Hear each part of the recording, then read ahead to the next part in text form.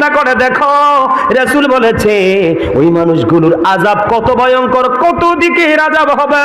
আমার রাসূল বলেছে তাদের জন্য আরেকটা খাবার বরাদ্দ হলো, যেটার নাম হলো বন্ধু তিনাতুল খাবাল। ইয়া রাসূলুল্লাহ, ইয়া হাবিবাল্লাহ, নবী গো, ও প্রাণের নবী, তিনাতুল খাবালটা কি?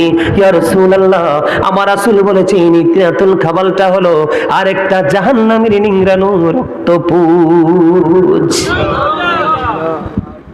রক্তপুঞ্জ কি খাওয়া যায়? আর জোরে বলেন, খাওয়া যায়?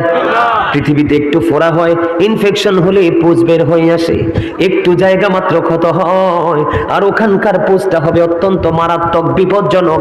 আরেকটা জাহান্নামী পচে পুরো লিকুইড হয়ে যাবে। ওই জাহান্নামীদের জন্য খাবারটা বরাদ্দ আছে বন্ধু। শুধু এখানে এখান্ত নয়, ওই জাহান্নামীরা পিপাসার্ত হয়ে যাবে, কান্নাকাটি শুরু করবে, হাহাকার করতে থাকবে। আমার রাসূল জানিয়ে দিয়েছেন ওই